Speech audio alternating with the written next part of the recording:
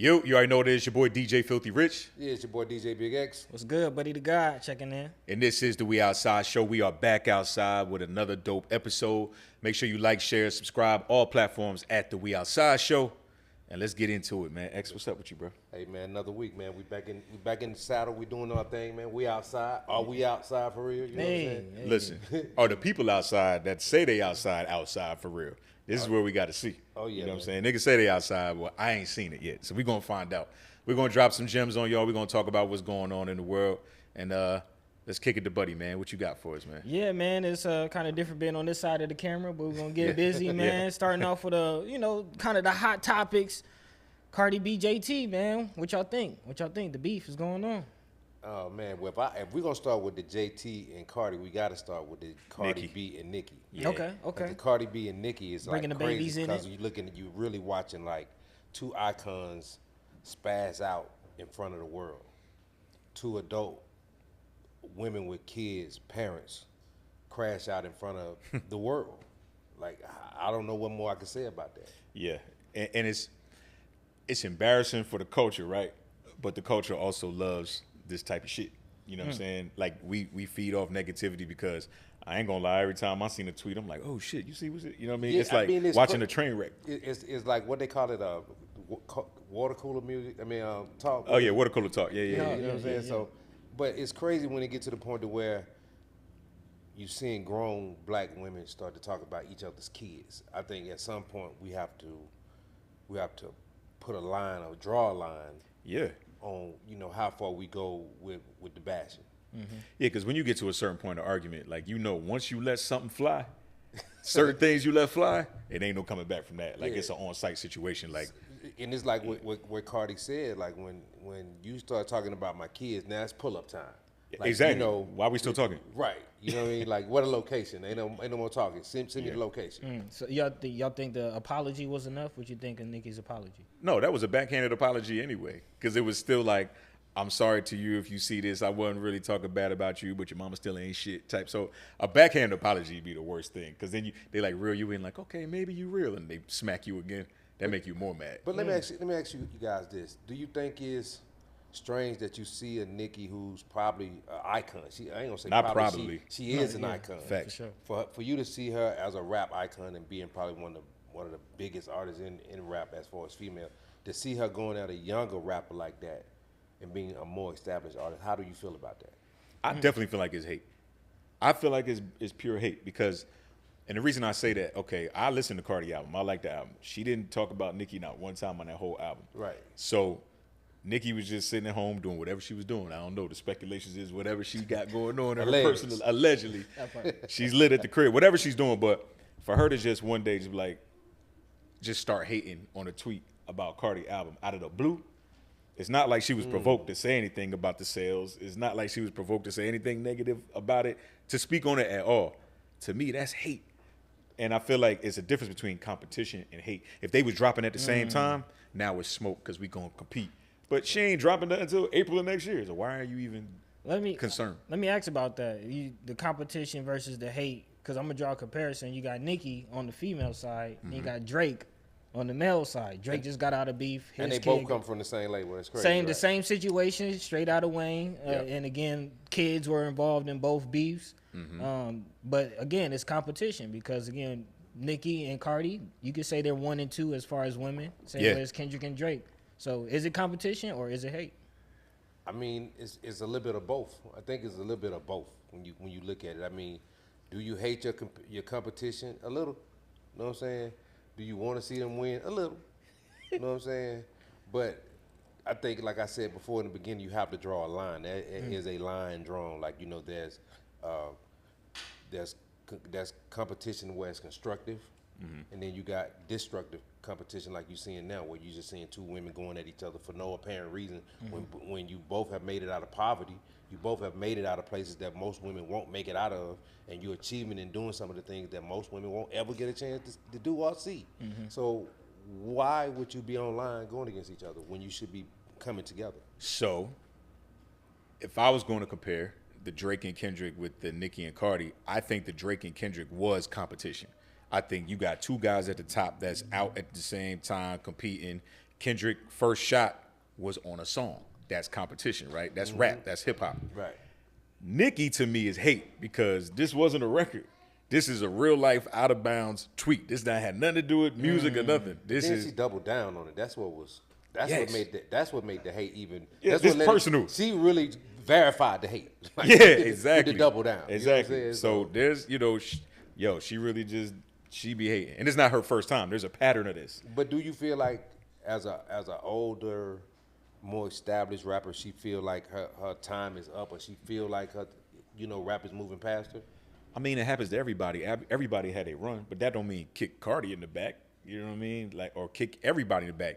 I see she's beefing with everybody. Yeah. With everybody. So, that's her thing. That's a personality so thing. if you were not if you was Cardi B, but if you was an older rapper in the game, how would you approach this situation, being that she's a younger rapper and she's having the type of success she's having? How would you approach that as being the statesman in the situation? I would do what Cardi does. I would get Lotto and do a song with her. I would get such and such and do it. I would get Megan and do a WAP. Cardi's been doing that. She's to me, like, she's always bigged up the younger girls and brought them in and did collaborations with them. I feel like that's the difference between her and Nicki, bro. Yeah. So let's take that and push it forward. Speaking of Cardi and the young girls, what do you think of Cardi and JT? Man, this is personal too. Yeah. So again, only from what I see, I don't know these people, but Cardi is saying that JT said something about her kid too. So she dissed the shit out of her on the Cardi. Cardi dissed the shit out of her on the album. So now JT's responding. JT responds. She had a cool response. I mean, I thought it was okay. You know what I mean? I didn't think it was knocked down. Nah. But it was okay. You know what I mean? Okay. Is it the same energy like y'all feel from the men as far as the beef goes, or is it different? I think female beef is just a little bit different because it's like I said, it's catty, right? It's real petty and catty, and then it'd be more personal than it be about your actual skills and like what you bring to the battle.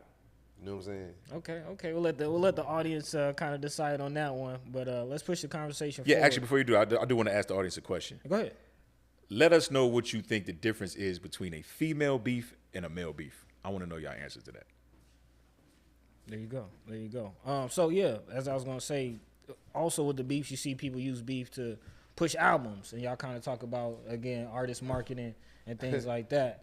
It's the rollout. Is it the rollout? Yeah, it's crazy. It's crazy you bring that up because I seen something online where they was talking about the whole Young Thug rollout, and some of the AI calls was supposed to have been like fake.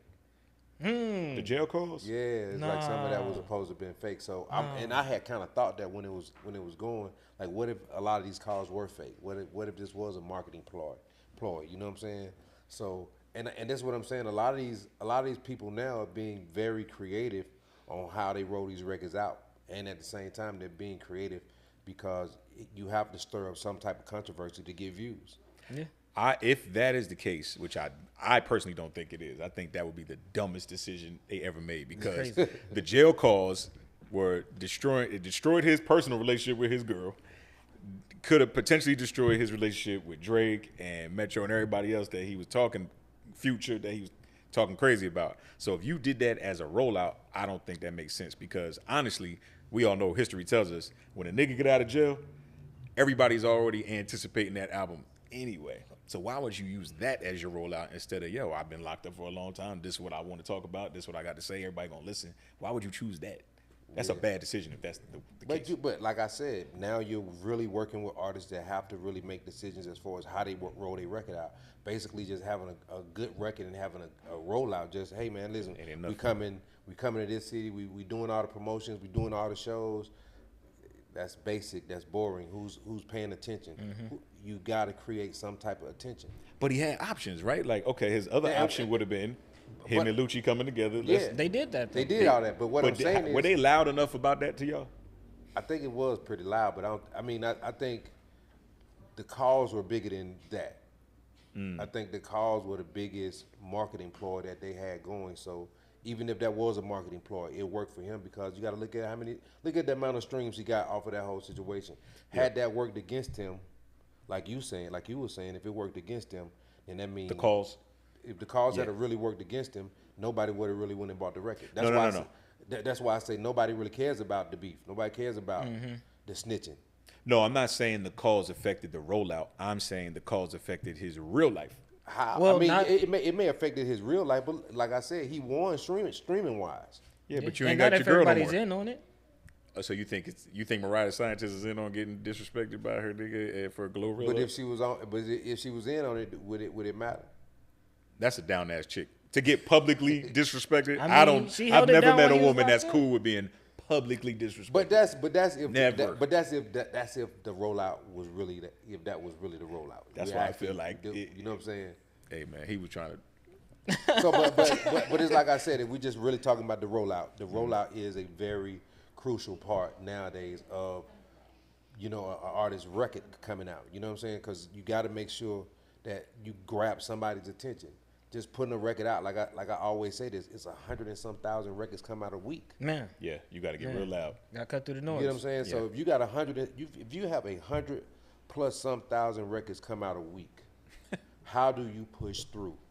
So, speaking of that, let's get to the next topic, because you see, Kai Cenat, he just had the Mafia-thon, 30 days live on Twitch. Yeah. Broke 1 million streams. Some TV networks don't even have 1 million people watching at one time, so it's definitely doing numbers. But one of the big things is artists like Mariah Carey. You saw several artists, Snoop Dogg, legacy artists and new artists. Lotto was there, rolling out projects. What do you think about artists, you know, going to streaming to roll out projects? Well, I think the biggest part of it is when you really think about TV streams and you start thinking about telephones, you weigh the two. You got way more telephones out in circulation than you got TVs. And you got more people that's got more time to watch their phone than they got to watch TV. So you do the math. As an artist, I would much rather go be on a streaming platform where millions of people gonna have a better chance of seeing me than actually sitting around for somebody to wait to see me on an 8 o'clock or a 9 o'clock program. Right. You see what I'm saying? And then you think about how many of the young kids that are living the life. Just think about how many kids it is that's like from 13 to 18 right now that's able to sit at home and just watch live stream, watch how somebody else is living their life out. Yeah. Now, the question to me would be, now, is that healthy or not? You talking about for the kids? Yeah, that would be my 24-hour question. streams. Is it healthy for another kid, for young kids right now at that age, to just sit around and watch other grown people live life? I don't know. I like that question. I want to answer both because I still want to answer Buddy's question, because the streaming rollout. The reason I like that is because, like you said, okay, so you go on like Jimmy Kimmel or whoever, right? Right. That interview was what, like maybe 20 minutes? Yeah. And it's the label's telling you And what it's- questions to ask. And it's at 11:30 at night. That too. So the streaming to me is dope because if you do it right, you get to see the personality for real. Right. Like, I don't think Mariah Carey was a good person to go in there because she's very stiff and she's from the old school, right? That was weird. Yeah, but you get somebody like all these, like, I think Jim Jones was dope. Like, when Jim Jones came, he brought the Pele jackets, he had the food truck, he's rapping, it's personality, you know what I mean? LeBron James. The most controversial person I seen on this show was Ray J. Yo, what's that nigga there? Yo, man.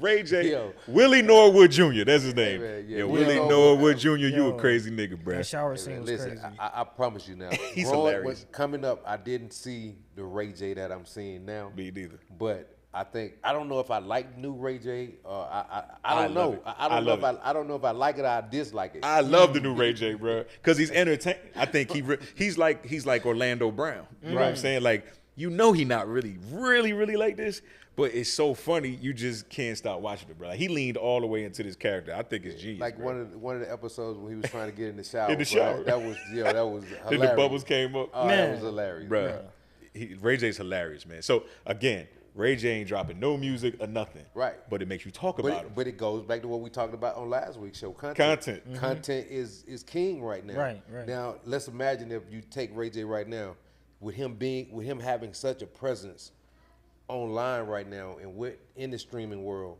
if he was to put out a record, how well do you think? What is going to I think it's going to skyrocket. Like, if I was Ray J, I'd go in the studio with Hitmaker right now, and I would make a record, and it would go number one, because he's still talented, and now you already got all the eyeballs, you did all the content, Right. You have a fan base already that rocks with you, Right. if he puts out a good record right now, I think he won a lot. I think he's won a lot of new fans. Yes. With the new character, I think this is a whole. I like the Willie Norwood. Norwood Jr. That is crazy. Yeah, I would definitely show up as Willie Norwood instead of Ray J a lot of times. Yeah. You know what I'm saying? Yeah, for sure. Shout out to Ray J, man. Drop a record, bro. Let's go. Man, so outside of the music, just you mentioned actually Jimmy Kimmel and just the whole late night, just that old traditional TV model. What do y'all think of just media? I know, again, you don't just do music. You with the 85 South show. You got the Roach Motel. What do you think about new media and where it's going versus the death of late night? I mean, it is what it is now. It's already taken over late night. Because to me, growing up, and I don't know if y'all was the same way, but kind of the late night was kind of for old people anyway. Like, I wasn't watching I never watched Johnny Carson or none of that shit. Like, your parents might have been on in the room, but we wasn't watching it, number one, because it was late and we had to go to bed anyway. But the streaming and the content now, like X said, it's in your phone. So these kids is watching it in the daytime. Yeah. Your kids is over there on YouTube right now watching it. Right. You know what I mean? And they're making a comparison to him to Johnny Carson, which is kind of strange to me. Is like because his audience is it is a lot of kids, but it's a lot urban too. You know what I'm saying? Like urban kids, black kids are really tuned into him. Like so, it's like when you talking about Kai specifically. Kai, yes. Yeah, you know what I'm saying? And then you look at how many other people that's came off of his program and kind of spun and had careers from the Drewskis to not that Drewski started that, but his popularity grew a lot since he went on the Kai Sinat. So I think a lot of it is when you hit his show, your popularity skyrockets. Hell yeah, he has the best target audience you could ever ask for. It's because it's the people that really consume stuff. But I like Kai too. And I want to give him a big shout out because, bro, think about it. We see all this negativity and shit. Kai is all positive. Yeah. All his content, he's smiling, laughing, hanging out with his friends, kicking it. When guests come on, they're playing games, they're having fun. Like even somebody like the age don't even like Mike Epps. Mike Epps was on there. Man. Marlon Wayans was on there. So he have legends that the young people don't even really know about. And when they come in and get comfortable, people are like, damn, they are really funny. Yeah, they good at this. So I like the vibe of Kai. I think it's all positive. Like if my kids watch Kai, I'm not gonna be like, oh, I don't want them watching that. Like he cool. Yeah. He cool. He's a good role model. I've caught myself a few times at home watching him. You know what I'm saying? Because it's just one of the things. Like man, they really are spending money to make this guy pop. You know what I'm saying? So when I first saw it, I was like, when I first heard of him, I was like, I don't get it. But it's the first time I saw it, I got it immediately. But it really makes you think about this. Like how do you look at this, Filthy? How important do you think, with Kai not being in the seat that he's sitting in right now, the value of streamers are right now? What's the value of a streamer right now? Bigger than anybody. Yep. They get more money than the rappers. They get more money than anybody. Kai, Aiden Ross, iShow Speed. Okay, you ever heard of iShow Speed? I just seen he shut down some city. Dog. So some city shut it down. Maybe like a month ago, my man Space God was on the iShow Speed thing. So we went out there, and when we pulled up, I didn't know this is what we're doing. He was just like, yo, meet us over here. So we go over there, shout out my boy Space God. And we pull up, and it's a big-ass tour bus with iShow Speed face on the side. And I'm like, damn, this nigga like got a tour bus. He hopped out the bus, bro. You would have thought it was Michael Jackson out that motherfucker, bro. Kids everywhere. Kids running up to him, wanting to get a picture, hug him, iShow Speed. Like, I'm like, I didn't realize how big these streamers are, but they are superstars. But bro. See, like I had been seeing his name, but I didn't know how big he was. You know what I'm saying? But it really made me start thinking about like now. And I asked this question the other day. I think at New Music Monday. Are the new influencers like bigger than the artists? That was my next question. Are they the new artists? Not even bigger than the artists. Like, are they the new artists? Yes, because the reason I say that too. Now when you see kids in this new generation, it ain't I want to be a rapper. It's I want to be a streamer. Right. I want to be on the camera. Yeah. They don't want to be so. Yeah, I personally think yes, streamers are the superstars. Yeah. They get more money and they got more eyeballs. That's a superstar, right? Yeah. But outside of that, they're influencing the culture as well now. Like now you're seeing that was one of my main focal points of it is that now you're seeing like these guys are really moving the culture. Like, do you remember the moment where you realized that? I remember mine. Do you remember yours? When you was like, okay, streaming is really influencing everything. Well, I think I realized it once. I seen like with Instagram, when Instagram came, and I seen how it affected everybody, and everybody went to go put their pictures online, and it was the first time. Like people got to remember, Instagram was the first time we actually shared pictures with everybody in the world. Yes. So when I seen how how everybody took the Instagram, and then when they added the video feature, that's when I knew they added the video feature. That's when I knew we was in trouble. For me, as far as influence, I realized it, and I was looking at it, obviously, with DJs from the perspective of a DJ, right? Do y'all remember where Not Like Us got broke? Not Like Us. No. Kendrick. It was on Academics. Oh, yeah. On Academic Stream. They sent Academics Not Like Us. I was actually watching it when he sent it to him. And he broke the record, and he played it a bunch of times, and the whole world was like, oh my God, Kendrick Lamar, Not Like Us. That record got broke on Academics, DJ Academic Stream. It's crazy for it to break on his stream, and he's pro Drake. He loves Drake. So that made it even more funny, because he was damn. I fuck with this, I can't even lie. Yeah, you can see it in his face. He's like, you know how you don't want to like some shit, but he's like, yeah. But now we've talked about a lot of the positive streamers. You got a lot of positive streamers. Like you got the Kai Cenats, you got a lot of the people that's the Wallow and Gillian Wallow, yeah, for sure. Those guys do great positive things. But then you got a lot of the negative factor, which is the other side of the blogger space in the influencer space. Yeah. How do you guys feel about that? Like the bloggers that keep up the confusion, keep up the controversy. Like that Tasha K chick. That's the one that's the one Cardi sued. Right. Because she did some. Right. That's the same chick that said she interviewed that guy that was saying Stephon Diggs was gay. Right. So her whole thing is just mess and bullshit. Them type of people, I think they should just take their mics and their cameras away. But they pay for controversy right now. So you know what I'm saying? So that's got to be one of the main motives behind just the whole let's keep this confusion and controversy up. Yeah, the Neon dude. Remember he went on the Breakfast Club. And I love situation. the way Jess torched his ass. Yeah. So, well, because there's no barrier and there's no gatekeepers to this like it is music too. So anybody with an opinion and some cameras and some mics can go on and say whatever they want. Now how that's received is a whole different story. You got to stand by what you say and what you do. But you know. So on that note, on the other side of it, talk about you mentioned on the Kai Cenat the conversation that he had with the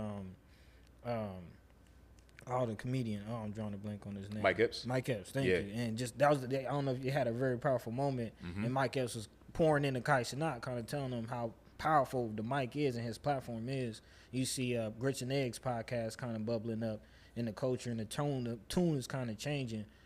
Let's talk about some more serious stuff as far as like what's going on with ICE and Trump. Do you think that stuff the culture should be paying more attention to, or is it business as usual?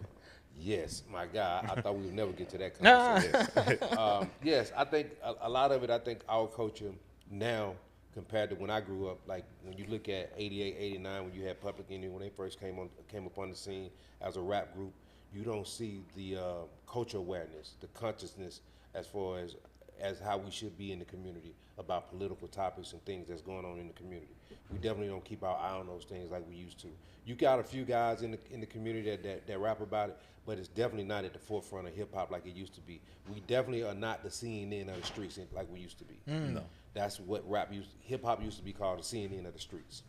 And now we don't even report. Like when we do report on what's going on in the street, it's kind of like in this form now. It's definitely not on record.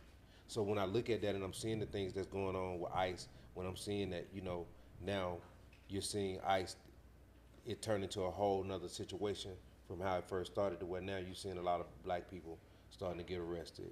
A lot of things that's going on with ICE that, we wasn't expected in the beginning that, we was promised that, hey man, it's really gonna be about this group of people.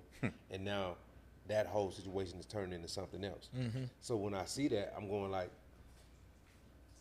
we're really living in a dictatorship right now, but nobody really wants to say, hey man, we're living in this dictatorship. Because a dictator's not going to come out and tell you, I'm a dictator. They're just going to do shit, and you're going to find out when it's too late, so you can't stop it. Like especially when you get to the point where like how we're sitting here now and we're able to voice our opinion about things that's going on, and it gets to a point where we have to start having code words for certain things that we say on social media. That's when you know you're living in a society where you don't have a right to say anything.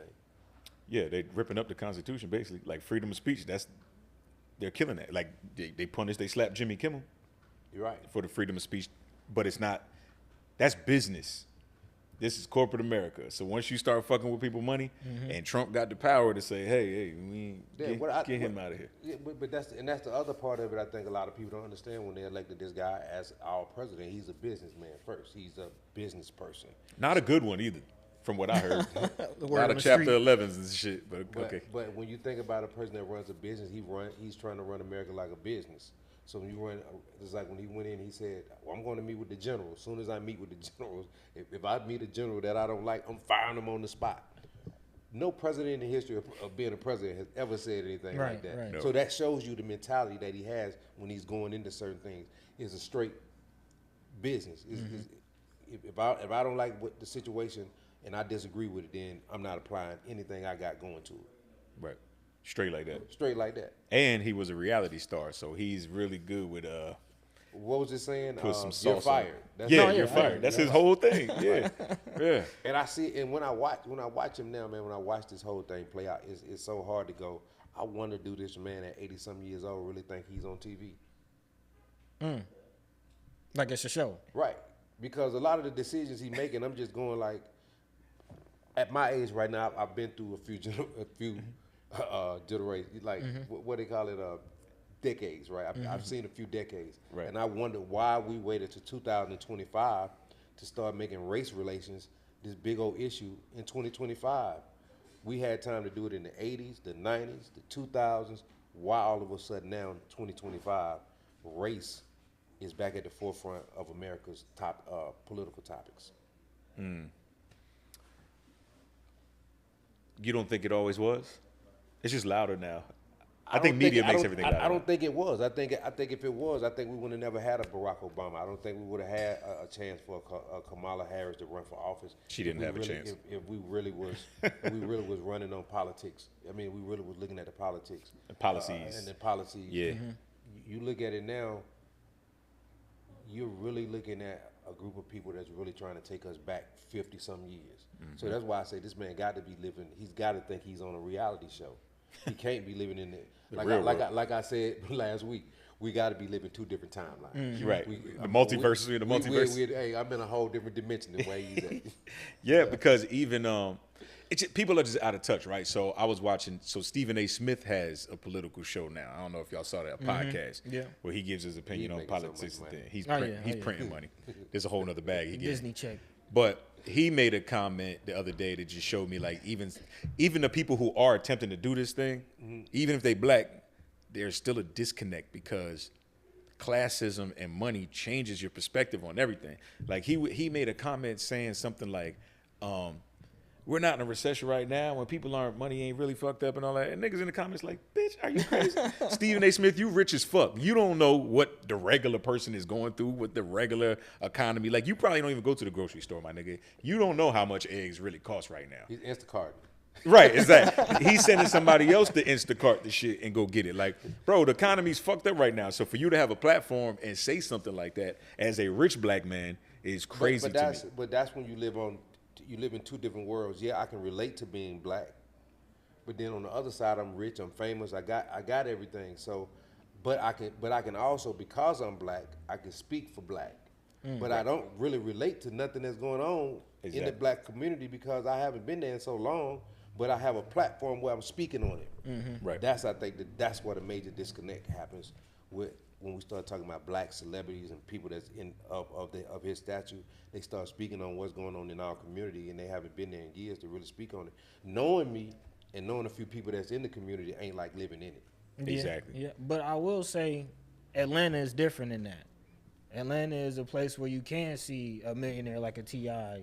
just still out and about in the city living life. You can still see celebrities. You don't really see that in other places like that. Yeah, I think when we say that, I think we still missed the whole picture of, yeah, you see him at you may see him at 559. You might see him out at the club. You might see him at Trap Cafe. But when he goes home, yes, he's going home to a totally different lifestyle than you are living. Absolutely. Even though he kicking it with you, he's shaking hands with you, and y'all buddy at the time. Boy, when he go home, he's going home to a chef that cooks him a meal. Right. He has the closet probably the size of the whole house. His bedroom is probably the size of your whole apartment. Man, hey. You see what I'm saying? Yeah. So this is what I'm saying. So we do see black excellence, and we do see it, but it is a difference when those type of people start to try to speak for people that have way less than what they have.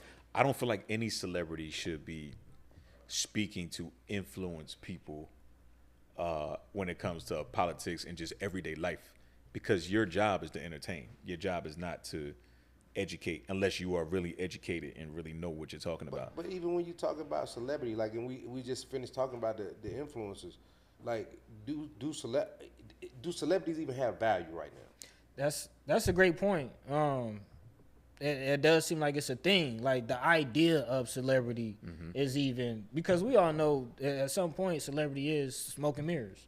Right. Right. For sure. And I do think that some people are beginning to see past, especially with these streamers. The streamers, you can see their life 24/7. It don't cut off. Right. You know what I'm saying? That's real life. Right. Do you think we are seeing the end of celebrity as we know it? I think we've been seeing it. I think it's been in our face the whole time. I think we at a point where now we're looking at these people going like, wow. Like, just think about every day you turn on Instagram and you find out something new about a person that you thought was either well off, doing well, or had everything that you always wanted. And then now you're looking at them and you're going like, Yeah. he's a clown. Right. Like, this guy has nothing going on in his life, but society has put him at a standpoint to where he's a role model. He's somebody to you and your kids, but in actuality, to other grown people, they're looking at him like, bro, he's a real failure. You know what I compare that to? It's like you see a real bad bitch on Instagram, all these likes, all these comments, all this shit, and you the real nigga, you the type, you can get her. You know what I'm saying? So you meet her in real life, you chop it up, she bad, she take you to the crib, and she got an air mattress and no furniture. Dang. Hey, man, and that's real. That's real. You know what I'm saying? That's real. So it's like, hey, all that smoke and mirrors is cool, but you trim all that shit away and you get to the real deal. What this person is, man, you looking up to a bum. Yeah, but it's funny, even when you talk Or about the short bus niggas that we're talking about. But even when you look at it from the other side too, like you look at all these women now that really feel, you got a lot of women going through depression, that's going through a lot of self-esteem issues, and they're going through that because of social media. Right. Because, you know, a lot of these women, they're jumping online, they got filters, they got, you know, and the crazy part, you got some women that's doing Photoshop and some women that's using filters. So it's two different things going on, you know what I'm saying? So the crazy part, a lot of women feel displaced because they're looking at these women and feel like these women have these such amazing lives and such amazing things are going on for them, when actuality it's all smoke and mirrors. Air mattress and roaches at the apartment. For You sure. see what I'm saying? And it's alarming because a lot of time, a lot of the women that's going through this depression because they don't feel like they're up to par to what some of these women are putting out online is crazy. Because if they actually got to know those women and seen what those women was actually living like and what they was actually going, they're like, damn, they no different from me. They just look better. You're probably doing better than she's doing. Correct. You know what I'm saying? Exactly. Like, that make it even worse. Like, I seen somebody comment the other day. They was like, yo, you got to be a special type of chick to make an AI picture of yourself and people say you bad and you take the compliments and be like, thank you. Like, you got to be a special type of motherfucker, bro. Because like what's wrong with you? That ain't even you. It's a cold world, bro. It's just crazy, man. Hey, that's where we at. So we're gonna wrap it up, man. I did have one last question. We DJs, we do music. Young Jeezy just dropped that new album. Yes. I know X was kind of talk about you like the sound. How y'all feel about it? I like the Jeezy album. I think the great thing about the Jeezy album that a lot of people not looking at, he stepped outside of the box of trap music.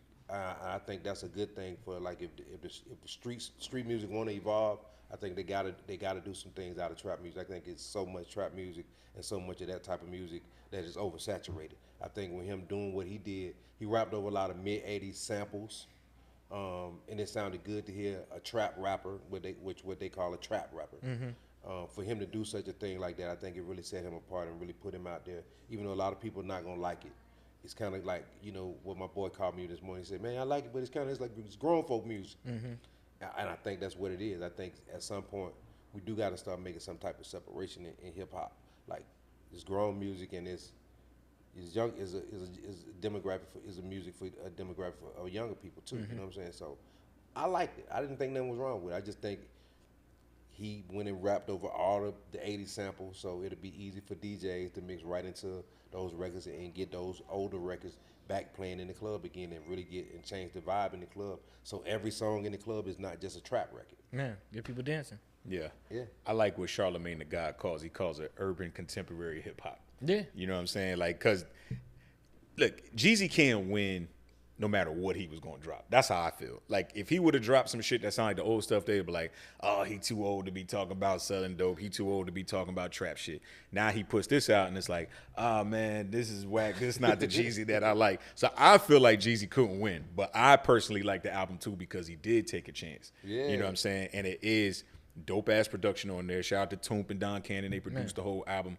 Like, it's some shit on there. And once you get past the beat, so if you're of a certain age or if you grew up with your grandparents or whatever, you're going to love the beats. The music is already going to get you. Yeah, but if you listen to him rapping, though, he's still talking that shit. Yeah. He's still nice. I don't care. Like, Jeezy's still popping that shit. So I feel like, you know, it's not maybe what the people was expecting, but that don't mean it's not good. Yeah, nah, I think once people get out of that whole mindset of trap music, you know what I'm saying? Because trap is just a sound, you know what I'm saying? Like I said last week, it's a sound. So a trap rapper or a street rapper can rap on any type of music. It's all the perception of how you may view it. You know what I'm saying? How you may be listening to it. Yep. There you go. So the 40-year-old rappers can still be outside. And you do know that. And you do know that. Y'all comment, man. Let us know what y'all think about that Jeezy project, man. I'm curious to see what y'all think about it. There you go. Yeah. All right, man. It's been another episode of the We Outside Show. It's your boy DJ Filthy Rich. Yeah, it's your boy DJ Big X. Buddy the God checking in. Like, share, subscribe, all platforms at the We Outside Show. We'll see y'all next time. Peace.